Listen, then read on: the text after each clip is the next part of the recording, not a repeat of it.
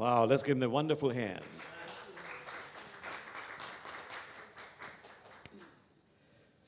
My friends, a very, very heartfelt welcome to you, the ones who are present here and the ones on cyberspace in those rectangles of love. Welcome. As we always do, we ring this bell before we start.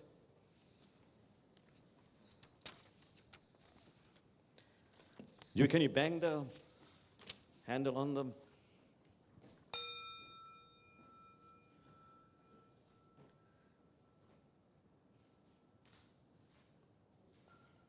Okay, my dear friends, you're now officially convened. That means you're stuck to your seats. You cannot get up unless it's an emergency. And I should tell you, the restrooms are straight ahead, right there.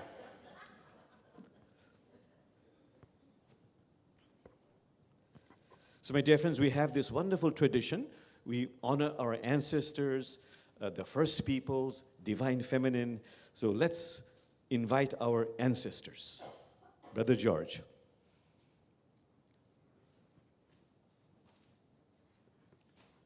Good morning, and thank you all for being here. Well, it's my honor this morning to welcome in our ancestors and to honor our first peoples. And I take this welcoming in our ancestors business pretty seriously. And given that this year we're putting a focus on the contemplative kind of aspect of our worship.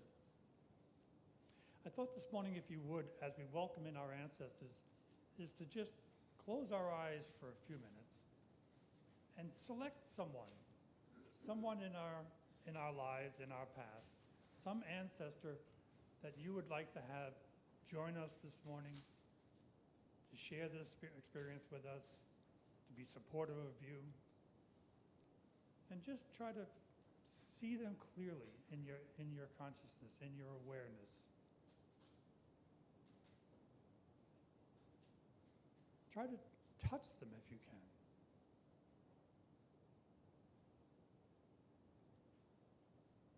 And allow them to sit next to you, stand behind you, whatever works.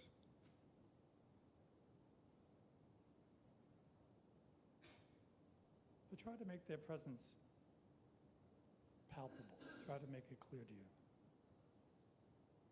Just for a few seconds here.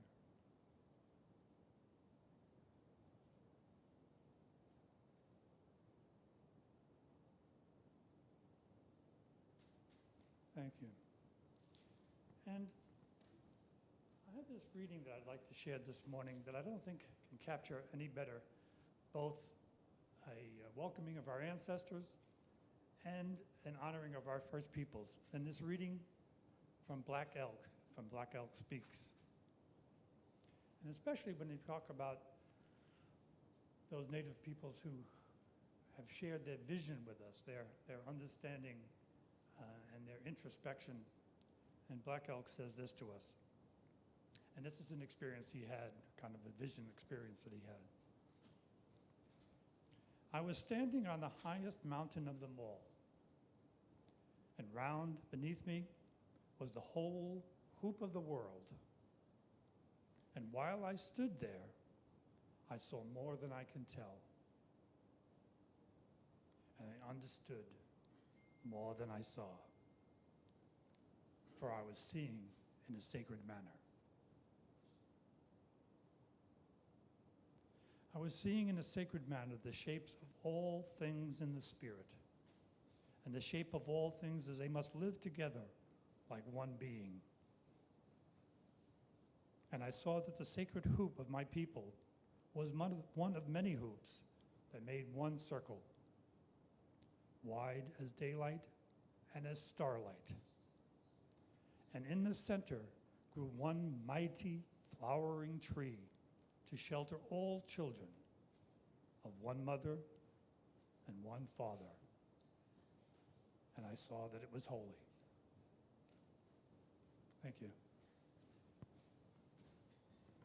Thank you so much, Brother George. And now honoring the divine feminine.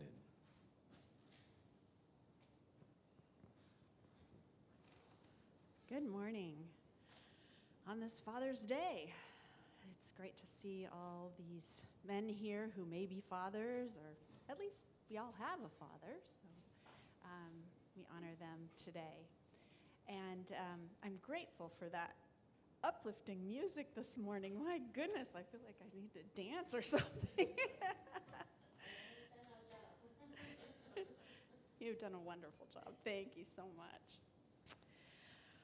All right, well, this morning I was thinking about what to offer for the Divine Feminine on Father's Day. So I found this. It's from Isaiah 49. God is pure spirit, in which there is no place for the differences between the sexes, but the respective perfections of man and woman reflect something of the infinite perfection of God, those of a mother and those of a father. Thank you so much, Sister Joey.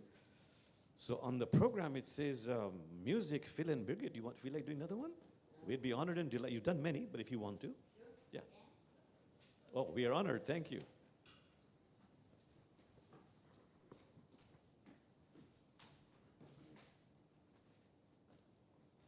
So we're focusing on Midsummer today with the Scandinavian menu, and we will be playing these tunes at Scandia Midsummer Fest on June 30th at St. Edward's. Just a little plug for a nice event.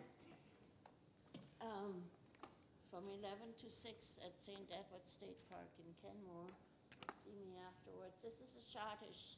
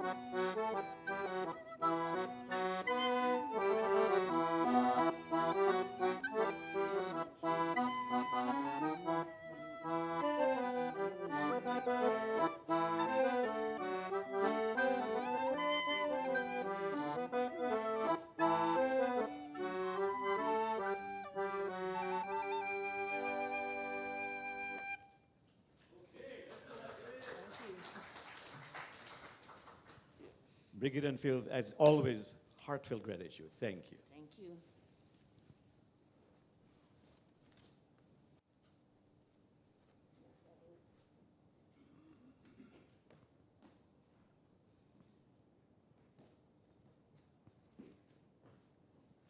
So my dear friends, once again, a very, very heartfelt welcome to you, the ones who are here, the ones in the rectangles of love. And just to remind you, today is a very special day. It's Father's Day, so happy Father's Day to all of you. That's one. And number two is that this actually is the Islamic Christmas. Today is the Eid. It's called Eid al-Adha. And today's the day when tomorrow I'll develop a punch, visiting different homes, eating and eating and eating and exchanging gifts. That's because we're celebrating the end of the pilgrimage. And of course, we have a program, welcome, lots of seats. Of course, the theme is being ideal. But before talking too much, let's, being a chant junkie, let's do a chant. Allahu Allah. Allahu Allah, Allahu Allah, Allahu Allah, Allahu Allah, Allahu Allah, Allahu Allah. Just the beloved women.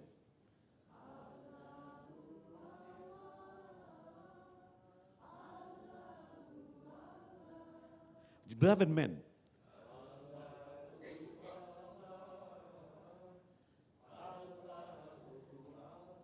Family all together. Allahu Allah, Allahu Allah, Allahu Allah, Allahu Allah. One softly. Allahu Allah, Allahu Allah. Twice aloud. Allahu Allah, Allahu Allah, Allahu Allah, Allahu Allah. And now that our beloved Amber is here, come here, Amber. Amber is a Rumi junkie like I am. She knows many Rumi poems by heart, or any poem. Just recite any poem. You can hold the mic if you want to. Take a pickaxe and break open your stony heart. Your heart is glutted with rubies. Springs of laughter is buried in your chest. Beautiful. One more time. Take a pickaxe and break open your stony heart. Your heart is glutted with rubies. Springs of laughter is buried in your chest. So you know what to do today. Take a pickaxe. Yes. You want to do another one? Only if you want to. Only if you want to. The earth would die if the sun stopped kissing her. But after all this time, the sun never said, "Hey, you owe me." Look what happens with a love like that. It lights up the whole entire sky. Wow, unconditional love. One more time, one more time. The earth would die if the sun stopped kissing her. But after all this time, the sun never said, "Hey, you owe me." Look what happens to love like that. It lights up the whole entire sky. All right. Amber, thank you. Thank you so much. Thank you, thank you. Amber appears quite often in the classes that I do on Zoom, and she enlightens us by reciting poetry after poetry after poetry. Thank you, Amber. So, my dear friends, the theme is being an ideal human being. In Islamic tradition, we say this is one of the purposes of life, to become what is called insan kamil, a more perfected, a more complete, a more developed human being. This is also, as we have said, Father's Day. It is also the festival of Eid, which is really about celebrating pilgrimage. So the sages will say, you know, all of life is a pilgrimage. And I love that mystical saying in Islam which says, it's a great mystery. This pilgrimage of life is about a journey from God, a journey to God, and a journey in God. I'll repeat. This mysterious existence of life and death, all our dramas, melodramas, it's really about a pilgrimage. Good music, that just, let's sing along. It's a song of a journey from God, a journey to God, and a journey in God. The journey from God is a total mystery. We have no idea who we are, how did we come here. The journey back to God is a total mystery. In the Quran, it suggests that after you die, the journey continues, not on earth. We become reincarnated in those heavenly realms. The Quran says you assume amazing forms. You become angels. You go beyond angels in your journey, going closer and closer and closer to the light, to whatever your belief system is, to God, to spirit. We're doing a class currently. It's a small class called Conference of the Birds. And the last sentence is, and the shadow was lost in the sun, and that is all. And the shadow was lost in the sun, and that is all. So, this pilgrimage of our life, the Sufis, the mystical Muslims will say, it's really about a divine exchange. Jamal, are you able to bring divine qualities into your life and let go of ego qualities little by little? Patience, forbearance, love, compassion, forgiveness, letting go little by little. We are human beings of pride, of greed, of jealousy, uncontrolled anger. I love that mystical saying, oh God, I remembered you so much in the course of my day, in the course of my life, that little by little you arrived, and little by little I departed. Little by little you arrived, and little by little I departed. The divine exchange. Which is why I love the poetry, which I know that Amber knows by heart also, I'm pretty sure. Where will you find a customer like God? Where will you find a customer like God who pays in gold? Who, Jamal, accepts your counterfeit coins, buys your dirty, shabby bag of goods, takes a few teardrops, and in return gives a spiritual spring so delicious that even sugar is jealous of its sweetness.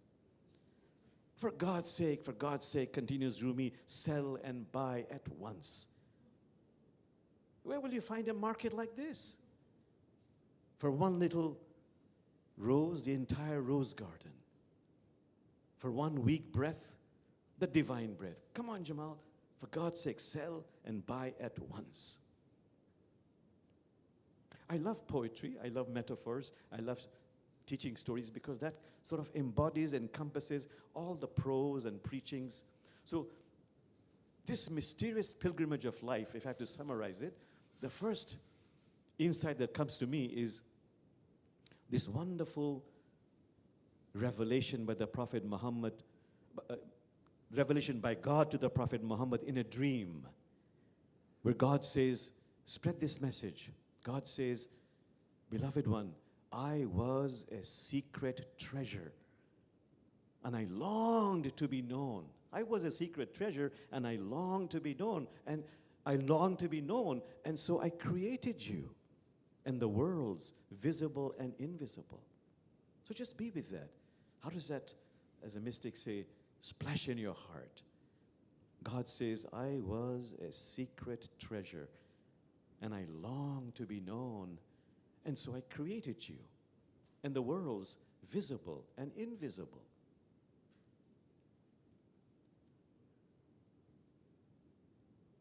And of course, all the sages say, but why does God need this?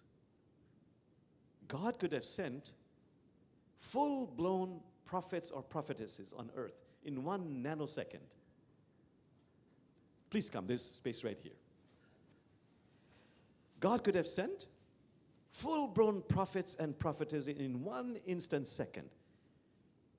Why did God choose to send people like me or you? Half-baked people. To have to go through this entire process of transforming the ego, opening up the heart, being of service to God's creation. What is called the inner inconvenient work, which is our theme today, the ideal, becoming a more complete, developed human being. You know, I love that poetry by Hafiz who says, God revealed to me a sublime secret. God said, I am made whole by you. Each soul completes me. God revealed to me a sublime secret. God said, I am made whole by you. Each soul completes me. Amazing. Mysterious. There's another one by Hafiz I like in a modern poetry. Hafiz says, life is like a sublime chess game.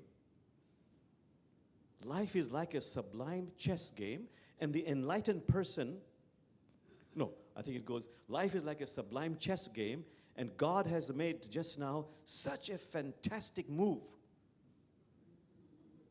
God has made such a fantastic move that the enlightened person is tripping over with joy. The enlightened person is tripping over with joy and saying, oh God, I surrender, I surrender, I surrender. But you, Jamal, you think you have 1,000 more moves to play. And that is the cause of your suffering. And this is what Islam is about, to surrender. The meaning of Islam literally means to surrender in peace. But the question is, what are you surrendering? You're surrendering your attachment to your ego so you can bring a heart turned in devotion to God. So Jamal, what is the cause of your suffering? I'll repeat the poetry one more time. Life is like a sublime chess game. And God has made such a fantastic move that the enlightened person is tripping over with joy and exclaiming, I surrender, I surrender, I surrender. But you, Jamal, you think you have 1,000 more moves to make. And by the way, this is the same in other traditions. If you look at Hinduism and Buddhism, the goal is moksha, mukti, to become freed, unshackled, liberated through samsara. Samsara means, the continuous birth and rebirth, becoming more and more perfected as a human being. So eventually, you can become one with the Brahma, Brahma. Brahma means ultimate reality.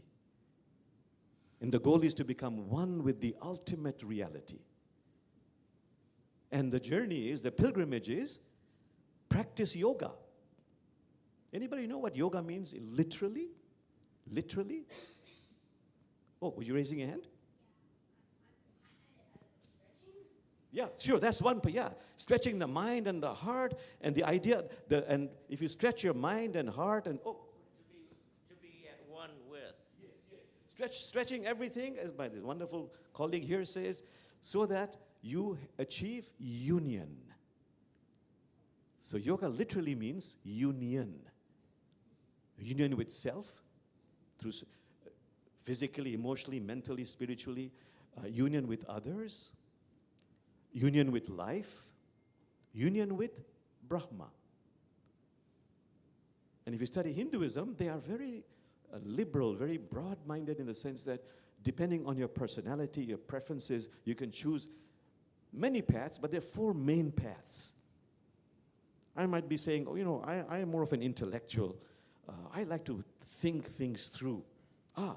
Choose the pilgrimage of critical thinking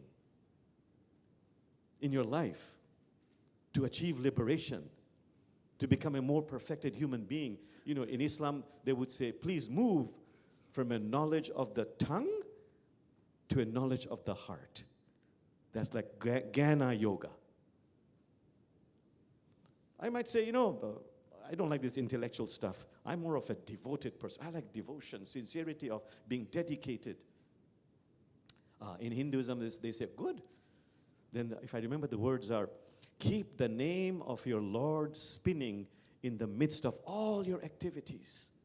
That's your pilgrimage on planet Earth.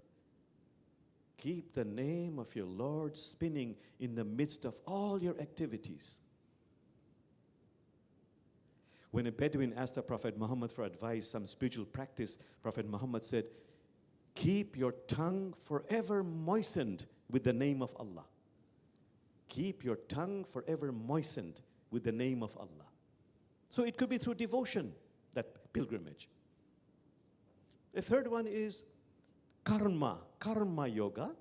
The word karma actually means action. So basically that means you can also achieve that perfection of your being, getting closer to divinity through service. Action, service. Like Rumi would say, be a lamp, a lifeboat, or a ladder. And I hope by now you know that beautiful poetry by Tagore about service. I slept and dreamt, life was what? Do you remember? Tell everybody. I slept and dreamt, life was joy. I woke and found life was service. I served, service was joy. One more time. I slept and dreamt. I slept and dreamt, life was joy. I woke and found life was service. I served, service was joy. Beautiful. Thank you, Amber, for those beautiful words. I slept and dreamt, life was joy. Like Amber said, I awoke and found life was service. I served, and lo, service was joy. So that's the other pilgrimage, path of life. A fourth one, a broad one, is Raja Yoga, psycho-spiritual exercises that you can be doing. So they're saying in Hinduism, you can be, your path could be primarily one of those or a combination, but one predominantly is yours. So think about it. For you, what is your path? Predominantly. That's your pilgrimage on life.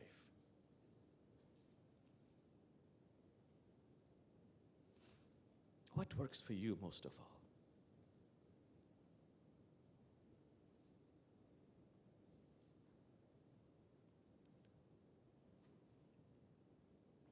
Okay, let's turn to just one more, Buddhism. In Buddhism, the goal is also moksha, mukti, and eventually to attain a state of nirvana. Literally, it means nothingness. But, some of you know, of course, Thich Nhat Hanh, that wonderful Buddhist teacher who died recently, who always says, to his fellow Buddhists, don't keep saying that we don't talk about God. Who knows what God is? And actually, nirvana, you know what not God is? Okay. It's a religious being in heaven. That's all I know, really. That's good. That's good. Yes, God is a religious. I'm glad you said that's all I know because none of us know. In the name of him who has no name, but who appears by whatever name you call her. That's a Sufi saying, in the name of him who has no name, but who appears by whatever name you call her. So Thich Nhat Hanh says the goal of Buddhism is to attain nirvana. And what is nirvana?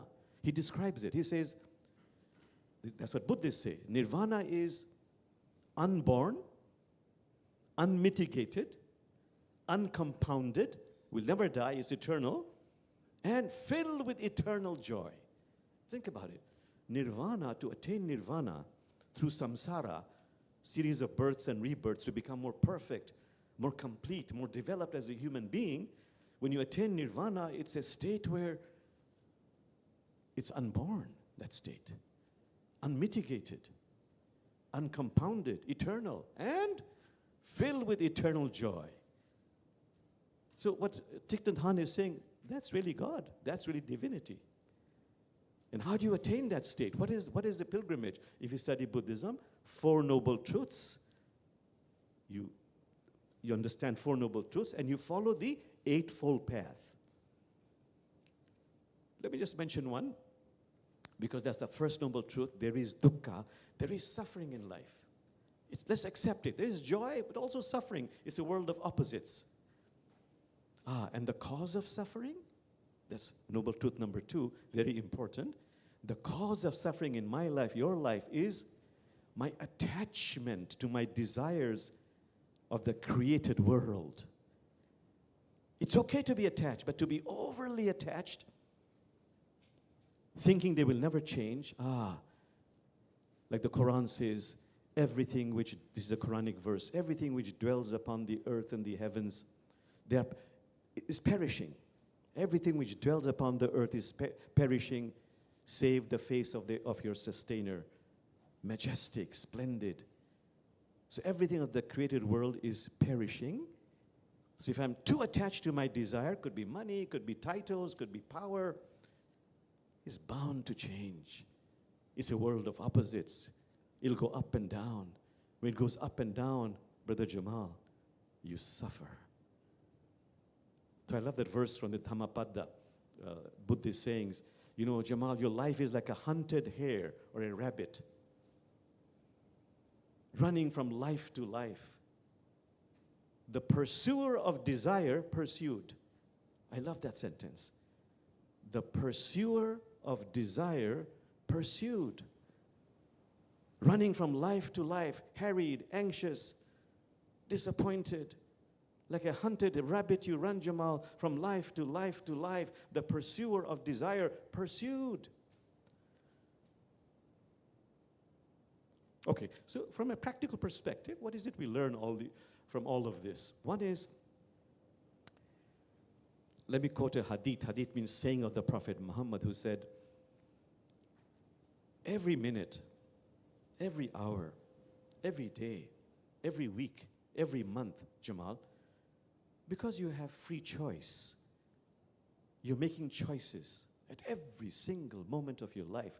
And at every single moment of your life, you're either ennobling or enriching your soul, or you're diminishing your soul. It's okay. That's the mystery of life. That's the mystery of our pilgrimage. You make mistakes, Brother Jamal, be compassionate. Learn from your mistakes. Grow from your mistakes. That's why you're here. To learn and grow from your mistakes, to develop your muscles, spiritual muscles. And it's not easy. It's very hard being a human being, the Quran says. Very hard.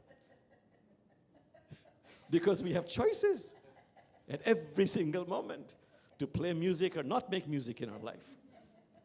Literally or metaphorically. Okay, that's one.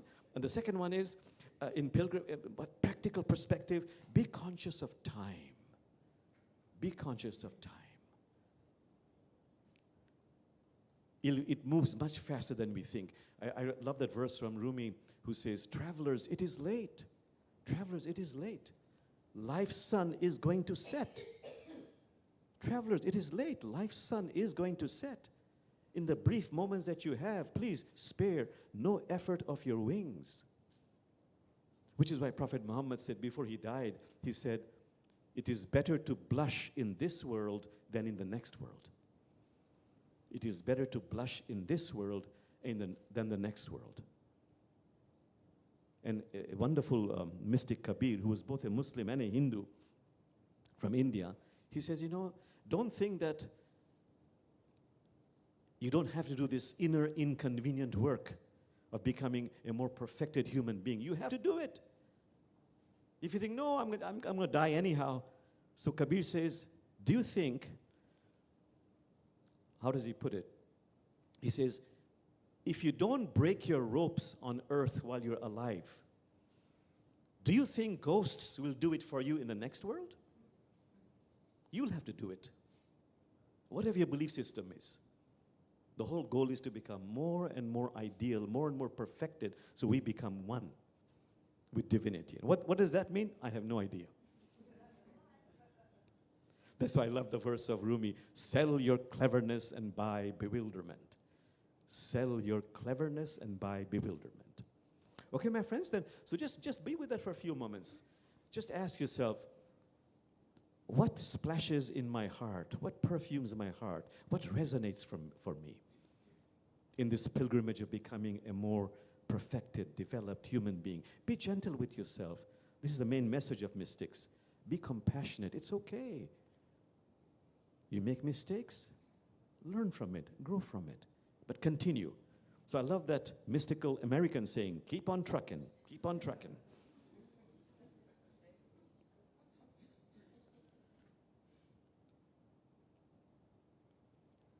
Okay, one more brief topic. It's Father's Day. So we have so many fathers. That's right, father right there. Tell your father, happy Father's Day. All right, okay. And all of the men are fathers, whether you have children or not. Children of relatives, children of friends. We're all fathers, the men. And so, again, the great teachers, mystics say, be what you want your children to be. Be. Brother Jamal, don't preach so much. Well, of course, as you know, practice what you preach. And I love to preach anyhow, yeah. Quoting Rumi all the time, but yeah. what is it? Children, there's a wonderful verse. Children will follow your example, not your advice. Children will follow your example, not your advice. Okay, so now, on Father's Day, what am I so grateful to my father for? What are some life-affirming, positive qualities, insights that your father has gifted you? So if I'm very honest, I think about my father, and I had a very lovely father, really, very beautiful relationship with my father. And you think about it, what are some life-affirming qualities gifted by my father, alive or passed away? So for me, I would say the first thing that comes to my mind and heart is my father was a very positive, optimistic, hopeful human being. You know, he was a diplomat, and in one conference he learned this one sentence. I think it was in Algeria for some conference he went to. If there was any problem, doesn't matter, you know, something wrong in the room or something was not working or some political statement, pas de problème. You know, they speak French, like colonized other countries in South Asia speak English. Pas de problème. There's no problem. There's no problem. There's a solution for everything. So when I think of my father, if I have to think of a story, meaning a teaching story, which is why I repeat it all the time because it connects me to my father, remember that Buddhist story. On a moonlit night, his house by accident is completely burned to the ground. A monk's house on a moonlit night is by accident completely is burned to the ground. And all the monk does is looks at the moon and says, finally a perfect view of the moon at night. Optimistic, hopeful, positive aspiration, view. That was my father. And always hopeful. Always hopeful. It's okay, you be sad if it's a difficult situation, if it's a tragic situation, but there's something very beautiful in reframing it after we have healed it, which, by the way, is one of the main themes of that book, which some of you have read. We did a class on it. Remember? Book of Joy by Desmond Tutu Dalai Lama. And one of the main thrust of the book is there's bound to be suffering. The Dalai Lama says, Desmond Tutu, in their life, they've had so much suffering. There's bound to be suffering, but after you've healed it, done your best to acknowledge and heal it, the way you reframe it in a hopeful, optimistic way, the way you reframe it, it sculpts your being, and the sentence is, it sculpts the destiny of your life. It sculpts the destiny of your life. The way you reframe your inevitable suffering in life. So that's why I love that Quranic verse. Always reminds me of my father, the verse that says, it is God who sends down the rain after humankind has lost all hope and unfolds his grace. The earth was parched. The earth was parched, but the waters of mercy came down and the earth became clothed in green. So that's something I'm very grateful to my father. What else?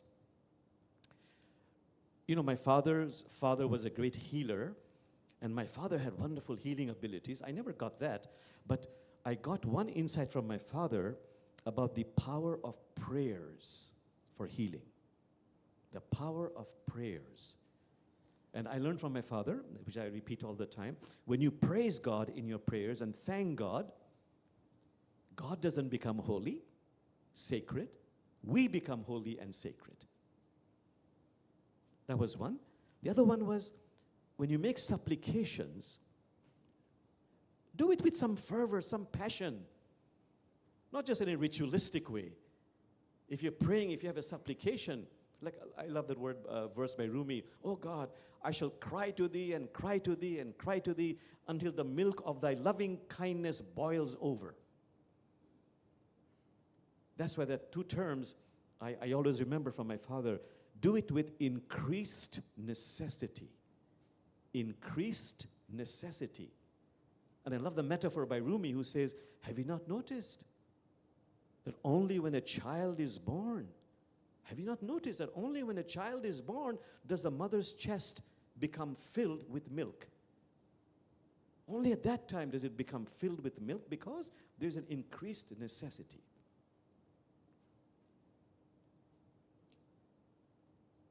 Okay, there's so many more other things, but I just want to just touch upon just a few. My father was very open-minded. From him I learned, and by the way, when I was much younger, I think I've been to more churches than most Christians have actually, because we lived in some countries like Italy and other places, and my father would allow me to go to churches, actually do communion. My father had no objection, to that. But from him I learned, interfaith is not about conversion. It is about completion, becoming a more developed, complete human being. Interfaith is not about conversion. It is about completion, becoming a more developed, complete human being, which is why I love the words of Professor Houston Smith, considered one of the greatest professors of comparative religion, who died a few years ago. In fact, he used these words. He said, if you look at the Quran from one angle, Quran is the holy book of Muslims. As a Muslim, you can look at the Quran from one angle, but if you study other religions, you're looking at the Quran from other angles also. You have a more complete, panoramic understanding of your own holy book when you study other religions. Okay, having said all of that, the last few decades, of course, I've done a lot of work with clients who have come, and of course, they've told me about how fathers can also be very abusive, unloving, not being able to communicate. And it has scarred you. One of my heroes is Gandhi, Mahatma Gandhi. He was father to the children of India, but to his own two sons, he was not able to be a father. He had no time. And they both died tragic deaths at a young age. They felt abandoned. So,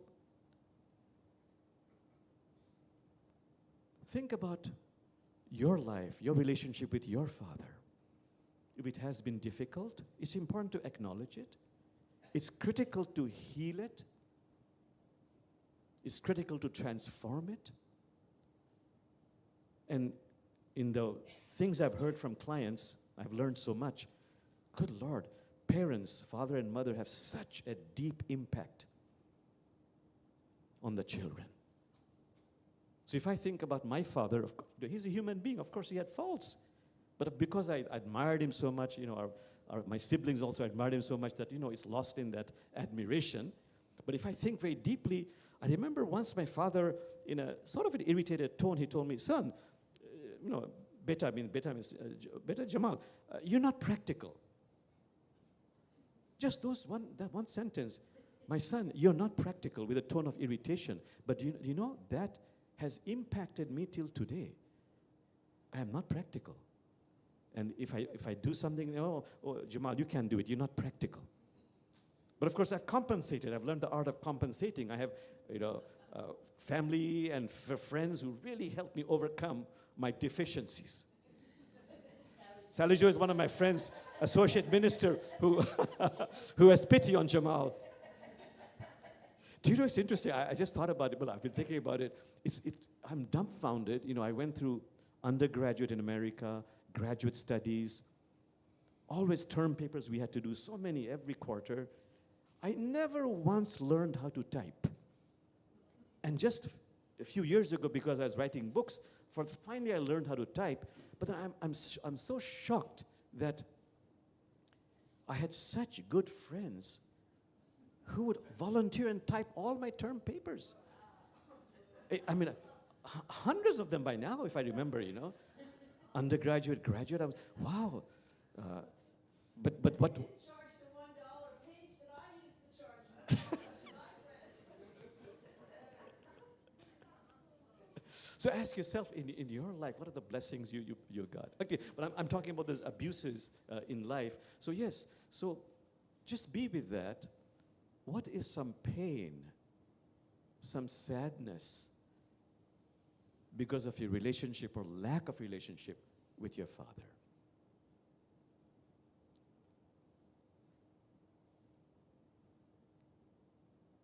It's very critical today, on Father's Day, to express heartfelt gratitude for all the gifts by Father. But it's also equally critical to acknowledge all the pain caused by that relationship or lack of relationship.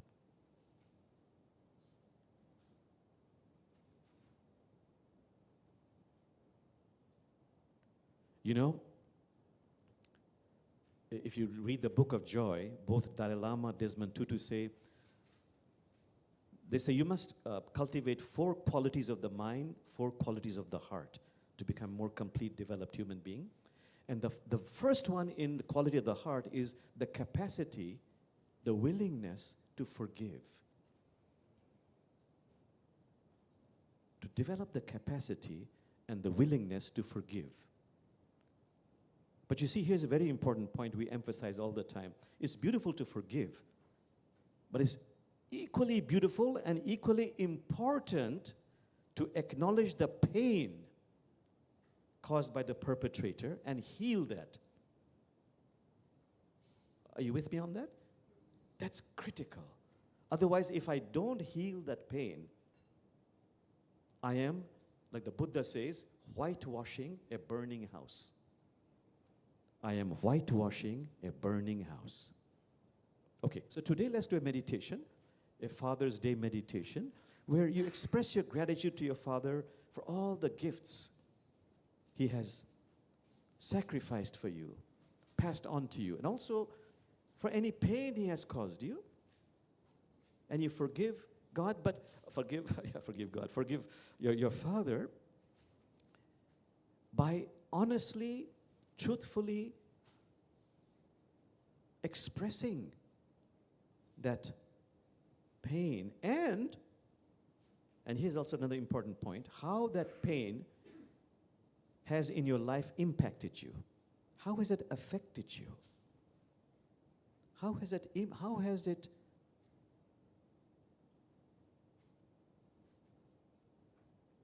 impacted you in your life?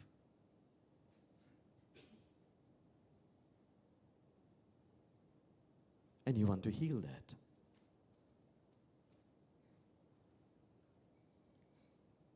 Okay. Close your eyes. And for a few moments, focus on your nostril and just be present with the breath as you inhale and as you exhale, just this much.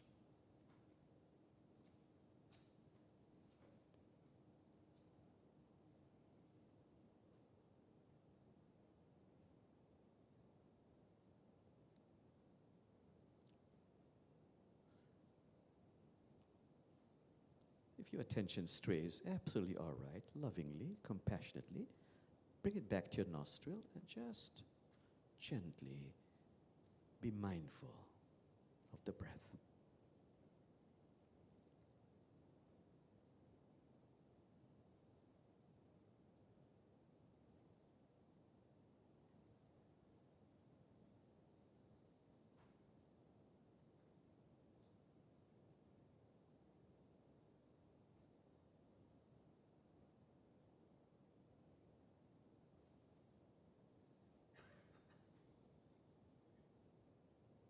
Okay, letting go of this. And this time, please focus on your physical heart.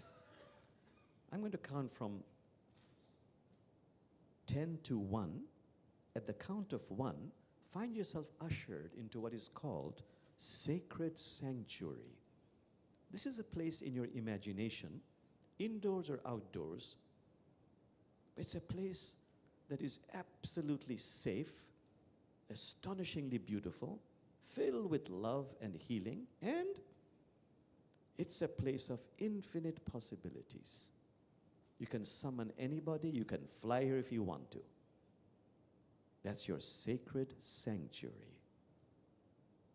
Okay, focusing on the heart, to the heart, at the count of 1, usher into the sacred sanctuary. 10, going deeper now, 9, 8, even deeper. 7, 6, 5, 4, deeper. 3, deeper. 2, 1. Find yourself ushered into your sacred sanctuary. Remember, in this place, we are absolutely safe. Please, look around you. Look around you. Sense, feel how beautiful it is. So magnificent. And our souls love beauty. Our souls love beauty.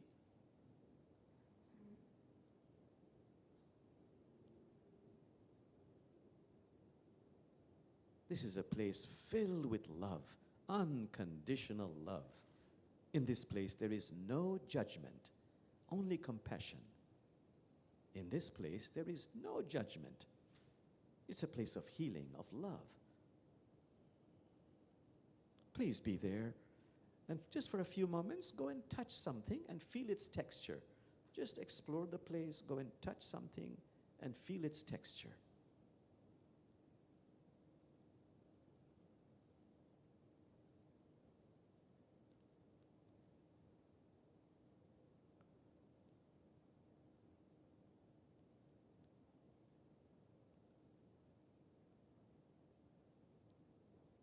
And now, whenever you're ready, become very still, knowing this is a magical place of infinite possibilities. Simply make an intention to summon your Father, living or deceased. Remember, it's a place of infinite possibilities. Your Father appears. And receive Him however you want to. But your Father is there. You're absolutely safe. This is your sacred sanctuary. You can have Him stay at a distance. You can have Him come to you, hug you, whatever you want, whatever transpires is perfect. But be there and realize you're being told, not only is your Father here, your Father's soul is here. I repeat, your Father's soul is here. And souls love the truth. Souls love the truth. Be there and become aware of whatever feelings are arising within you. Joy, happiness, sadness, anger. Remember, every single feeling is sacred, holy, begging to be acknowledged. His soul gives you permission to feel and think whatever comes up in you, because souls love the truth.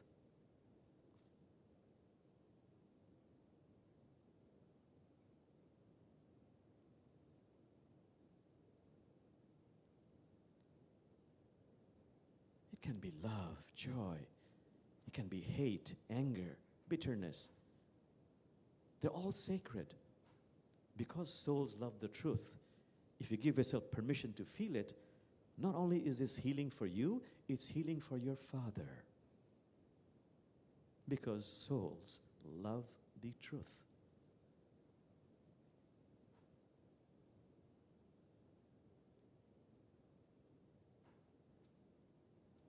Every feeling is sacred.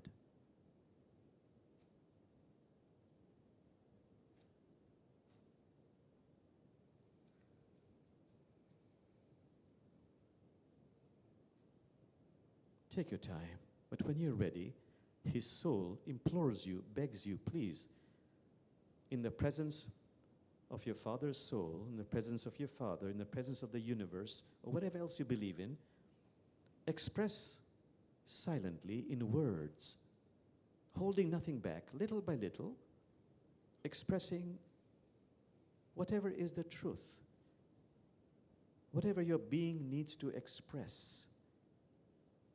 Articulate that. This is healing for you and your Father. Souls love the truth. Expressing with feeling. Whatever needs to be said, say it.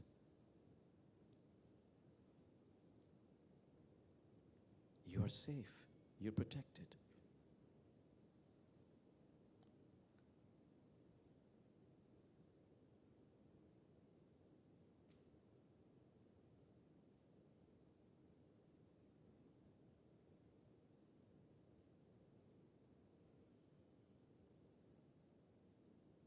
Your Father is listening.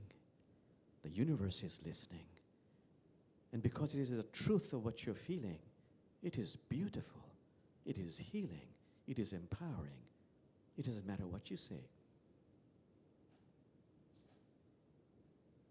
A few more seconds expressing. If you finish, just be silent. But holding nothing back and doing it little by little. And also, when you're ready, expressing how this has affected you, impacted you, good or bad.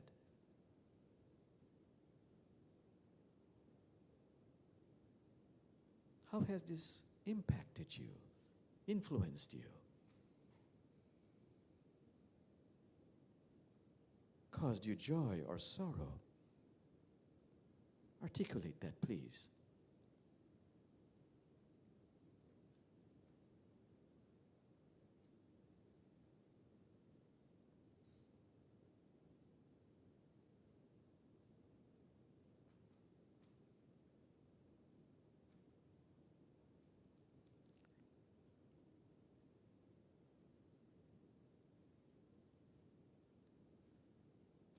Only when you're ready, one more part. Ask yourself, what is my sacred prayer? What is my sacred prayer? What is it I want vis-a-vis my Father, living or deceased? What is my prayer? And express it.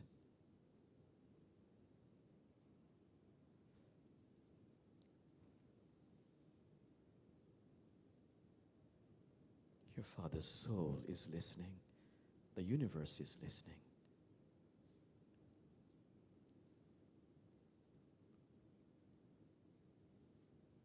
Simply articulate your sacred prayer.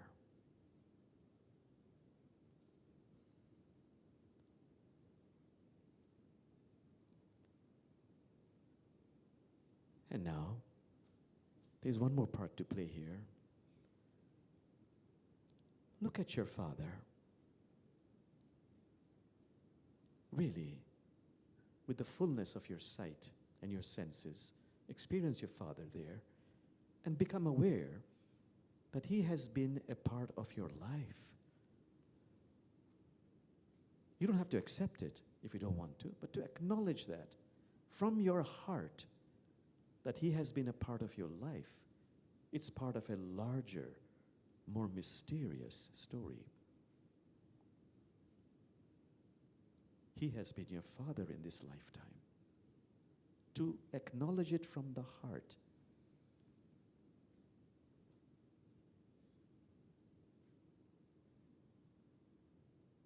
And then allow for a beautiful ritual to evolve.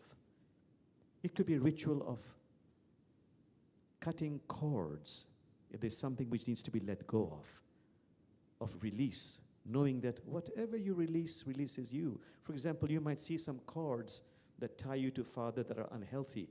You have the power in this place, in this sacred sanctuary, to untie it, cut it, release it. Similarly, you also have the power to establish fresh cords, heart to heart. And if you cut cords, know that it's okay. Don't be scared that you might cut something that you were not wanting to cut earlier. Your subconscious takes care of it. Do it with a sense of openness, abandon, releasing, and only if it's indicated, creating fresh cords, only if you want to. Heart to heart, soul to soul. Go through a ritual. I'll be quiet.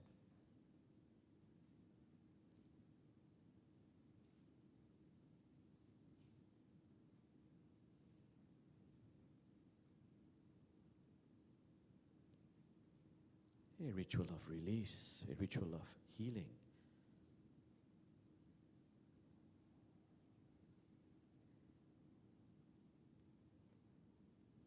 A ritual of connecting if you want to.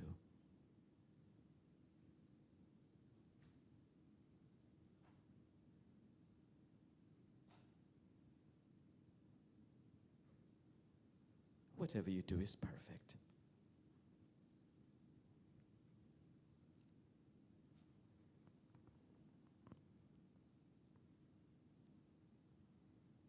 And now, just be there, bringing this ritual to a close. Simply be present in the presence of your Father and your Father's soul. And now your Father's soul thanks you for this beautiful work. If you like, you thank your Father.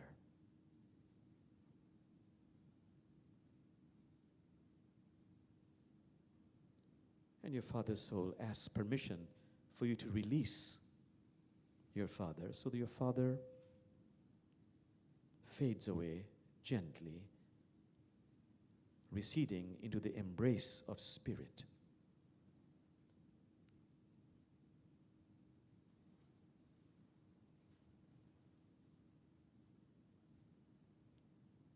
And once your Father has gone away into the embrace of Spirit, just be there in the sacred sanctuary for a few moments.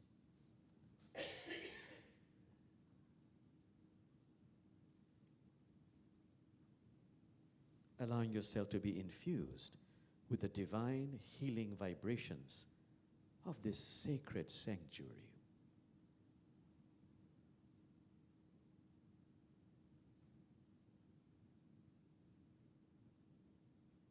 Just being very still, silent. The holy books say, in silence, in the purity of silence, angels and the spirits descend, infusing us with healing, empowerment, transformation.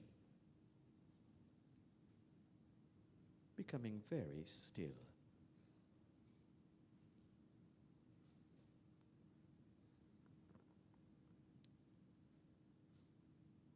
And now, as we come into awareness, number one, slowly, easily, gently coming into awareness. Number two, feeling a sense of cleansing from within.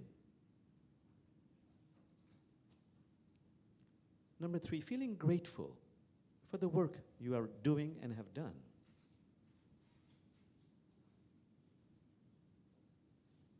Number four, becoming aware that we are the beloved of the beloved.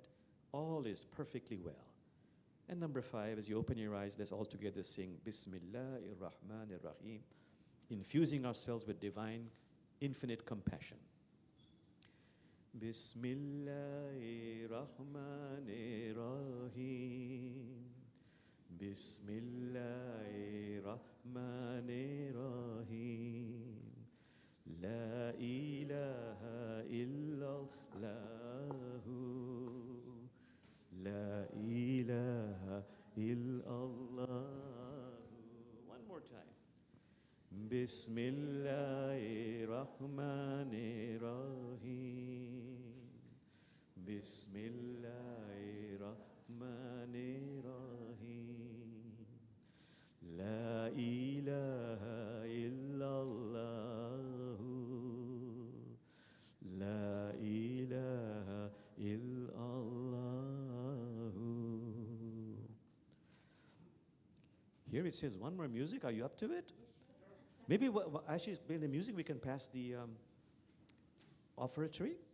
Okay.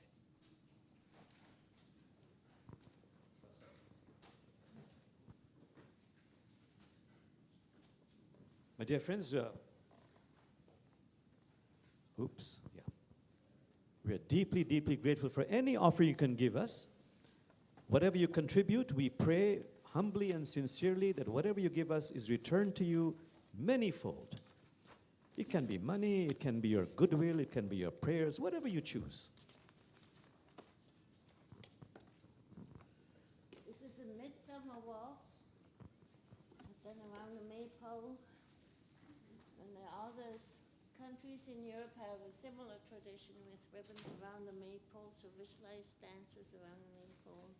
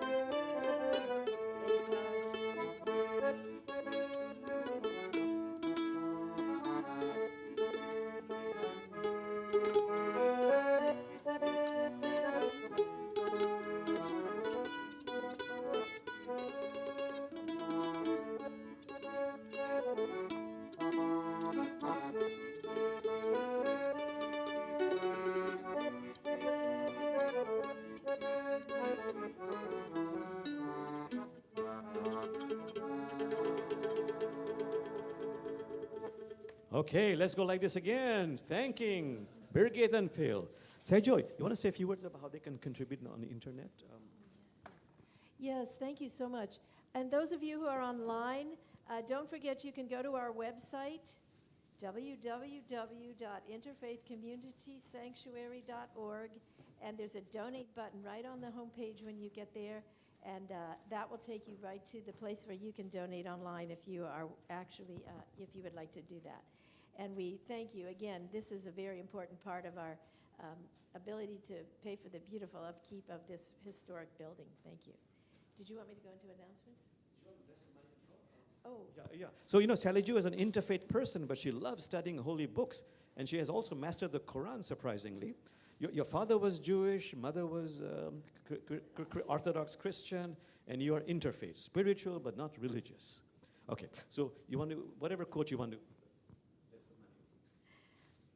Well, in the name of God, the infinitely compassionate and most merciful, truly by token of time, humankind is in loss, except for those who have faith and who do righteous deeds and who encourage each other in the teaching of truth and in patient perseverance.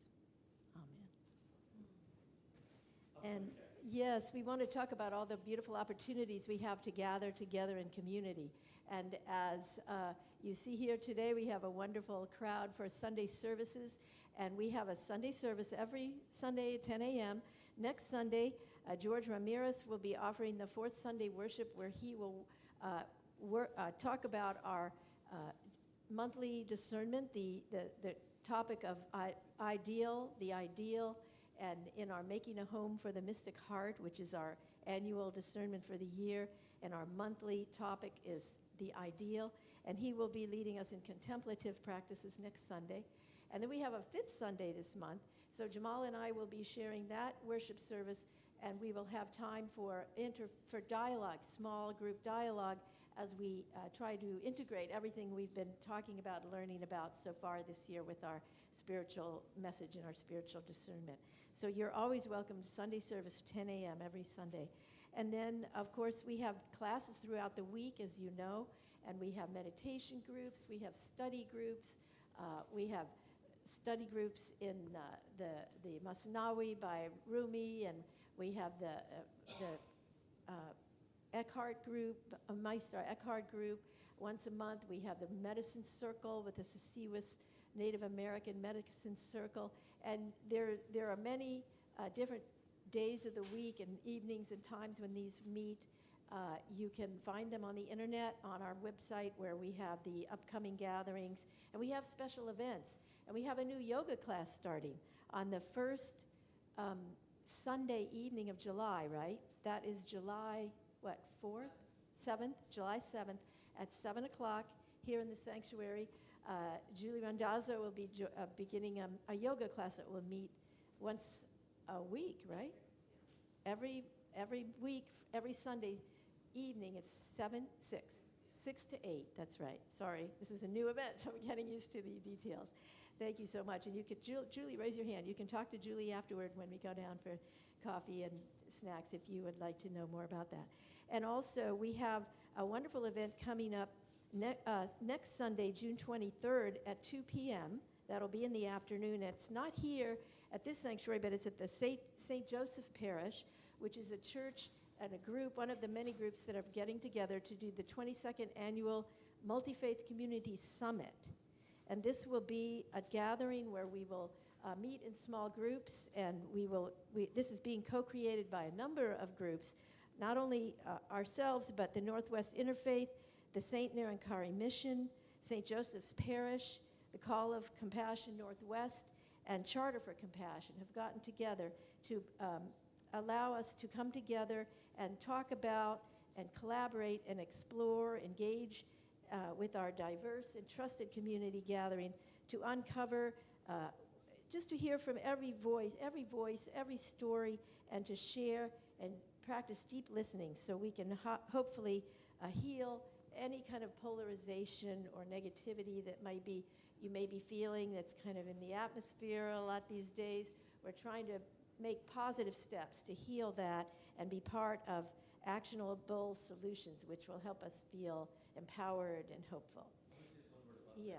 This is a very important event, actually, the one on June 23rd, where it's an annual event. We used to have very big attendances pre-pandemic, but this is the first one we're doing after pandemic, and we're hoping that really you will join us.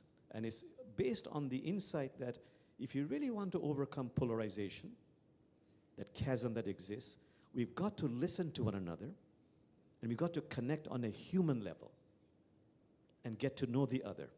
So this is a program where we really aspire, and people are coming from different faith traditions. In the past, we used to have people from Hindu temples, Christian churches, synagogues, mosques, all getting together and connecting on a human level. There's a program where you are in a group, and you really are in that program because of the way it's designed. You actually are listening to the other on a personal level. Because once you connect on a human level, no matter what the difference is, whether you're Democrat, Republican, whatever your race is, whatever the differences are, once you connect on a human level, it becomes difficult to dehumanize or demonize the other. So this is a program that we are again starting, and we're hoping gets traction, and we keep on doing it in different houses of worship, in churches, in mosques, and synagogues, continuously. And really eventually facing and talking about the elephant in the room, which today is, right now, it's Israel-Gaza. But to get to that, let's connect on a human level. What's something? Yeah, we also have coming up in September, and I'm telling you ahead of time because I want you to think about it. We have a special program where we're part of a Habitat for Humanity interfaith build. And it's in this area in South Seattle. They're working Habitat for Humanity, which builds houses for people to allow them to become homeowners when they maybe don't have a lot of equity to buy a home. But we build a home, and this is an interfaith, so there were going to be, I think, 60 different churches participating in this build. And we can participate as individuals, each of us. It's going to be across 2 weekends in September. And I thought I had the flyer with me, but I must have left him at home. Anyway, you'll hear more about that. But think about it. If you like, you can join for 1 day or more days. Or there's 2 full weekends from Thursday through Sunday for 2 weekends in a row in the beginning of September. And Jamal will be speaking at one of the days. But it's just a time for us to work together and put that karma yoga to work, where you're doing good works for a good cause, and you're doing it with people of different faiths and different traditions and getting to know them as you work together for a common good. So it's a wonderful, I did this after Hurricane Katrina, I went down to Louisiana, where it was about 2 years after the hurricane, and I participated in a Habitat for Humanity build. All the groups there in that time were Christian, but different Christian groups, and that was they call it ecumenical. This will be an interfaith build with many, many different faith traditions, and you'll get to know people in a really personal way, so I recommend it. Yeah. Anybody else have a very important announcement? I'm not asking for a sermon, but an announcement. I just wanted. Good morning, all. And on that note, it's not too early for you to put on your calendar.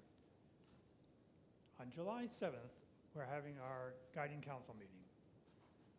And I ask you now because I don't want anyone to miss it and say, oh, if I'd have known about it, I'd have put it on my calendar. This is going to be a particularly important meeting. And as you know, as we all know, sadly, the Reverend Karen Lindquist passed away. And in an effort to comply with our bylaws, we need to, according to our current bylaws, elect someone as a minister, because the bylaws says we should have 2 ministers. Right now, Jamal is our one minister. We're going to be voting in person to figure out who's that is going to be. So it's a very important meeting. I think it's going to set a direction for this community, and all of your input is valued and, quite frankly, needed as well. So please put it now on your calendar. It's July 7th. It'll be right after our service, approximately 11:45 or so, and I hope you can all be there. Thank you. Thank you.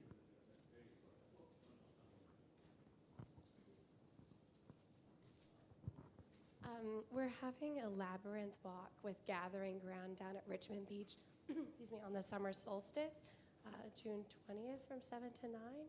So everybody and anybody is welcome. Bring friends.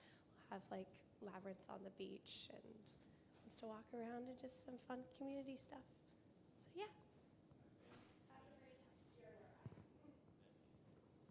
Okay, my friends, we'll bring this to a close, but I want to share with you another story that's just come to my mind.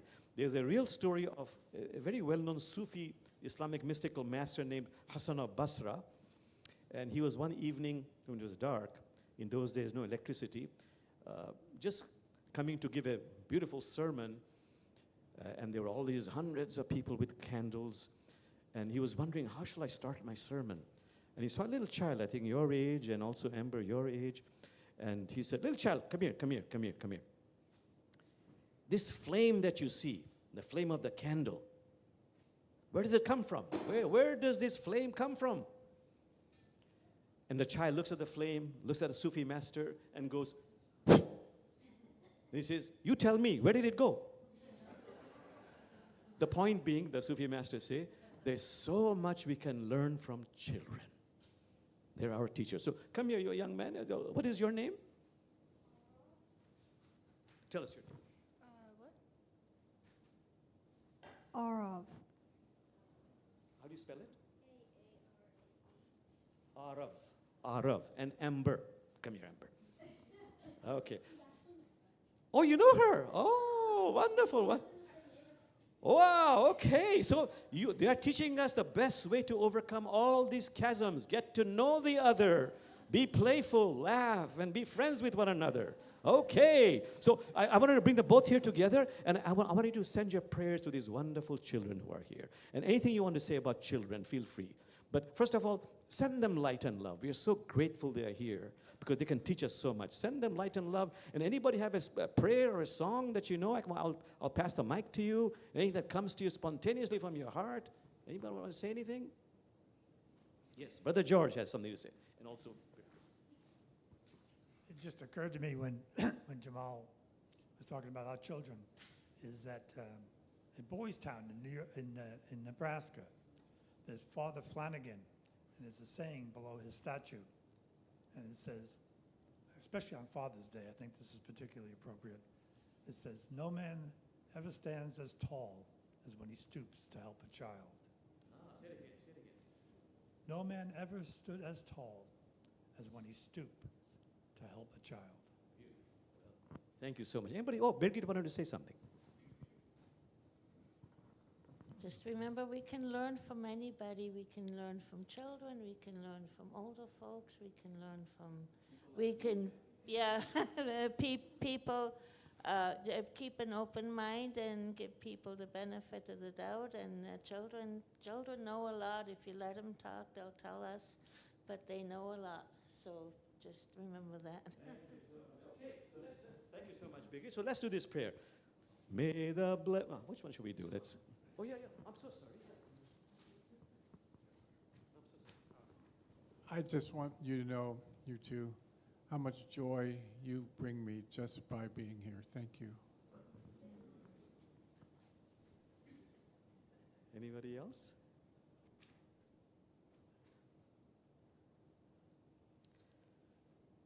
May the blessings of God rest upon you. May God's peace abide with you. May God's presence illuminate your heart now and forevermore. Amber, on behalf of everybody, I kiss your hair. Thank you. Thank you. Okay, we release you now. You're free to go.